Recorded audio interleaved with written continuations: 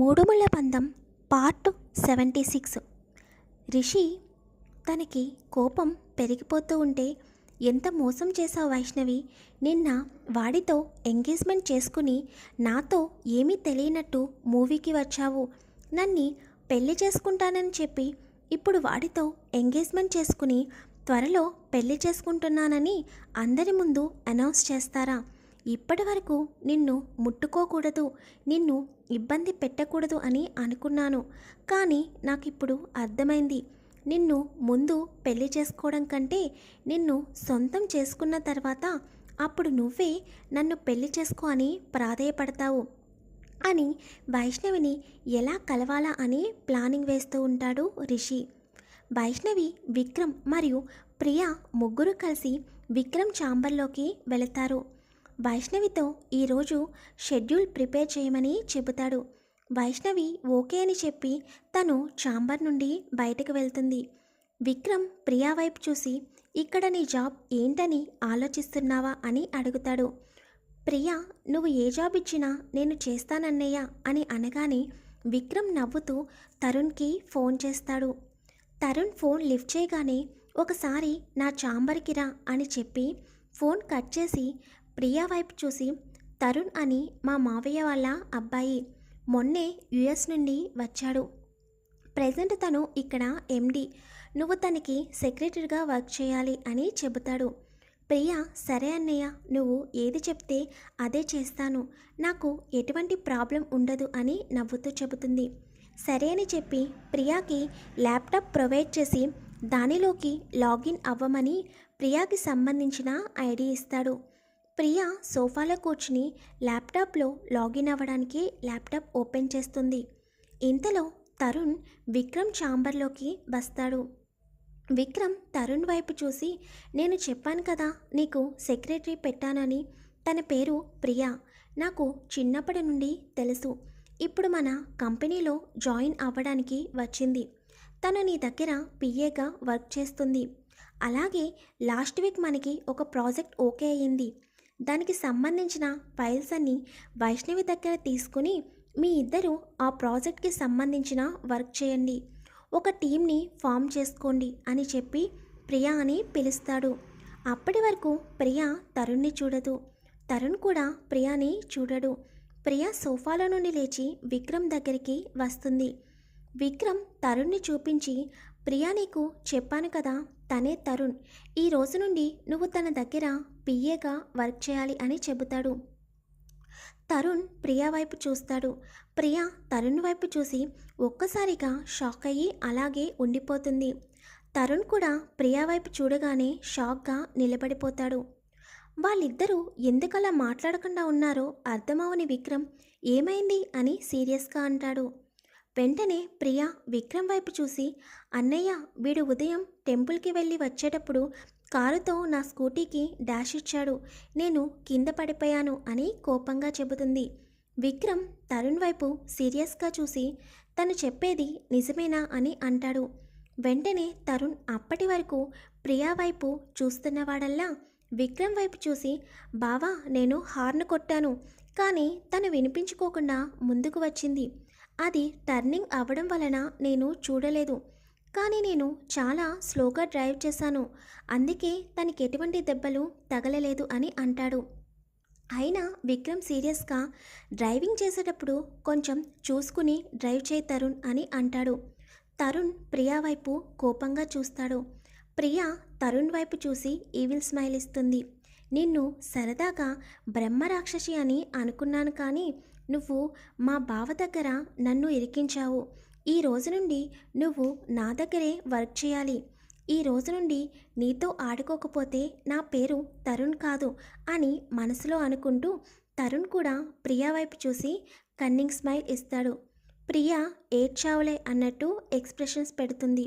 చూస్తావుగా, ముందుంది నీకు అని నెమ్మదిగా ప్రియాకి వినిపించేటట్టు అంటాడు తరుణ్. విక్రమ్, సరే, మీ ఇద్దరు ఈ గొడవని ఇంతటితో వదిలేసి ముందు ప్రాజెక్ట్ పైన ఫోకస్ పెట్టండి, ఈరోజు మీటింగ్ కండక్ట్ చేసి ప్రాజెక్ట్కి సంబంధించిన డీటెయిల్స్ ఎక్స్ప్లెయిన్ చేసి టీమ్ని ఫామ్ చేయండి, త్వరగా ప్రాజెక్ట్ కంప్లీట్ అయ్యేటట్టు చేయండి అని చెబుతాడు. సరే అని ఇద్దరు కూడా అంటారు. ఇంతలో వైష్ణవి ఛాంబర్లోకి రాగానే తరుణ్ని చూసి హాయ్ అన్నయ్య అని పలకరిస్తుంది. తరుణ్ కూడా హాయ్ రా, నిన్న చాలా కోపంగా వెళ్ళిపోయావు కదా, మా బావ పైన కోపం తగ్గిందా అని నవ్వుతూ అంటాడు. వైష్ణవి విక్రమ్ వైపు చూస్తూ నాకు ఎప్పుడూ విక్రమ్ గారి పైన కోపం రాదు అని అంటుంది. విక్రమ్ వైష్ణవి వైపు చూసి చిన్నగా స్మైల్ ఇచ్చి, వైషు మొన్న ప్రాజెక్ట్ ఓకే అయింది కదా, దానికి సంబంధించిన ఫైల్స్ అన్నీ తరుణ్కి మరియు ప్రియాకి ఇచ్చి ఒకసారి ప్రాజెక్ట్ డీటెయిల్స్ వాళ్ళకి ఎక్స్ప్లెయిన్ చెయ్యి. 2 డేస్కి ఒకసారి ప్రాజెక్ట్ ఎంతవరకు వచ్చిందో చెక్ చేస్తూ ఉండు అని చెబుతాడు. వైష్ణవి ఓకే అని చెప్పి ప్రాజెక్ట్ ఫైల్స్ తీసి తరుణ్కి ఇస్తుంది. తరుణ్ వైష్ణవి వైపు చూసి ఒకసారి వీటిని ఎక్స్ప్లెయిన్ చేయరా, తర్వాత మేము చూసుకుంటాము అని అంటారు. సరే అన్నయ్య అని చెప్పి తరుణ్ని ప్రియాని కాన్ఫరెన్స్ హాల్కి తీసుకువెళ్ళి అక్కడ ప్రొజెక్టర్ ఆన్ చేసి ప్రాసెస్ గురించి ఎక్స్ప్లెయిన్ చేస్తుంది. వైష్ణవి ఎక్స్ప్లెయిన్ చేస్తుంటే ప్రియా మరియు తరుణ్ అలాగే వైష్ణవిని చూస్తూ ఉండిపోతారు. అసలు వైష్ణవి ఎంత బాగా ఎక్స్ప్లెయిన్ చేస్తుందంటే తను చెప్పిన ప్రతి పాయింట్ వాళ్ళ మైండ్లోకి డైరెక్ట్గా వెళ్ళిపోతుంది. వైష్ణవి అలా ఎక్స్ప్లెయిన్ చేస్తుంటే వాళ్ళిద్దరూ అలాగే చూస్తూ ఉంటారు. అయితే వీరిద్దరితో పాటు విక్రమ్ కూడా వాళ్ళ వెనకాలే వెళ్తాడు. కానీ ముగ్గురు కూడా విక్రమ్ని గమనించరు. విక్రమ్ అయితే వైష్ణవి ఎక్స్ప్లెనేషన్ విని అలాగే షాక్లో ఉండిపోతాడు. అసలు వైష్ణవి నుండి అటువంటిది ఎక్స్పెక్ట్ చేయలేదు విక్రమ్. వైష్ణవి విక్రమ్ కంటే పర్ఫెక్ట్గా ప్రాజెక్ట్ని స్క్రీన్ పైన ఎక్స్ప్లెయిన్ చేస్తూ ఉంటుంది. ఒక్కసారిగా విక్రమ్కి తను నిజంగానే ప్రాజెక్ట్ మేనేజరేనా లేదా ఏదో కంపెనీ సీఈఓ ఎక్స్ప్లెయిన్ చేసినట్టు చేస్తుందేంటి, తను ఈ ప్రాజెక్ట్ చూసింది కూడా ఆ రోజు నేను వాళ్ళకి ఎక్స్ప్లెయిన్ చేసినప్పుడు ఒక్కసారి మాత్రమే చూసింది.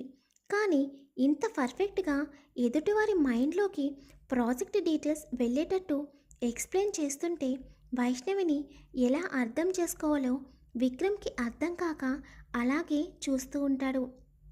వైష్ణవి ఎక్స్ప్లెనేషన్ అయిపోయిన తర్వాత లైట్స్ అన్నీ ఆన్ చేసి ఎదురుగా ఉన్న విక్రమ్ని చూడగానే ఒక క్షణం అలాగే చూస్తూ ఉండిపోతుంది. ఇంతలో తరుణ్ మరియు ప్రియా వైష్ణవి దగ్గరికి వెళ్ళి ఎంత బాగా ఎక్స్ప్లెయిన్ చేసావో తెలుసా వదినా, అసలు నువ్వు చెప్పే ప్రతి పాయింట్ కూడా నా మైండ్లోకి చేరిపోయింది. నేను ఈ ప్రాజెక్ట్ చూడకుండానే మిగతా వాళ్ళకి ఎక్స్ప్లెయిన్ చేసేటట్టు చెప్పావు అని అంటుంది ప్రియా. తరుణ్ కూడా వైష్ణవితో నిజంరా, నేను ఇప్పటి వరకు మా కంపెనీలో చాలాసార్లు ప్రాజెక్ట్ గురించి చెబుతుంటే విన్నాను, కానీ అసలు నువ్వు చెప్పిన ప్రాసెస్ ఇప్పటి వరకు నేను వినలేదు. నాకు బిజినెస్ మీద అంతగా ఇంట్రెస్ట్ ఉండదు, కానీ నువ్వు చెబుతున్నప్పుడు నన్ను నేను ఒక క్షణం నిన్నుగా ఊహించుకున్నాను తెలుసా, అంత బాగా చెప్పావు అని అంటాడు. విక్రమ్ వాళ్ళ దగ్గరికి వచ్చి ఇంకా మీరు వెళ్ళి ప్రాజెక్ట్కి సంబంధించినవి చూడండి అని చెప్పగానే ప్రియా తరుణ్ వాళ్ళ ఛాంబర్కి వెళ్ళిపోతారు. విక్రమ్ వైష్ణవి దగ్గరికి వచ్చి ఎవరు నువ్వు వైష్ణవి అని సీరియస్గా అంటాడు. వైష్ణవి కంగారుగా మీరు ఏమడుగుతున్నారు, నాకు అర్థం కావడం లేదు విక్రమ్ గారు అని అంటుంది. చూడు, నార్మల్ ఎంప్లాయీస్ చెప్పే విధానం, ఒక కంపెనీ సీఈఓ చెప్పే విధానం నాకు తెలియదని అనుకుంటున్నావా అని అంటాడు విక్రమ్. అదేం లేదు విక్రమ్ గారు అని వైష్ణవి ముందుకు వెళ్ళబోతుంటే వెంటనే విక్రమ్ వైష్ణవి చేతిని పట్టుకుని దగ్గరికి లాక్కొని వైష్ణవి భుజం చుట్టూ చేతులు వేసి నేను మాట్లాడుతుంటే వెళ్ళిపోతున్నావేంటి, ఎక్కడ నీ గురించి నిజం చెప్పాలని భయపడుతున్నావా, ఇప్పటికైనా నోరు తెరిచి నిజం చెబుతావా, నువ్వు ఇంతకుముందు ఎక్కడ వర్క్ చేశావు, నాకు తెలిసినంత వరకు నువ్వు చెప్పే ప్రాసెస్ అనేది సాధారణ ఎంప్లాయీ అయితే చెప్పలేదు, అందుకే అడుగుతున్నాను ఎవరు నువ్వు అని సీరియస్గా అంటాడు. అప్పుడు వైష్ణవి కోపంగా అవును, నేను ఒక కంపెనీ సీఈఓని, చాలా ఇంకేమైనా కావాలా అని చెప్పి అక్కడి నుంచి బయటకు వచ్చేస్తుంది. విక్రమ్ షాక్లో అలాగే ఉండిపోతాడు. మీరు కూడా షాక్ అయినట్టున్నారు కదా. తర్వాత ఏం జరిగిందో తర్వాత పార్ట్లో తెలుసుకుందాం. వీడియో నచ్చితే కామెంట్ చేయండి, లైక్ చేయండి, షేర్ చేయండి, ఛానల్ని సబ్స్క్రైబ్ చేసుకోండి. Thank you.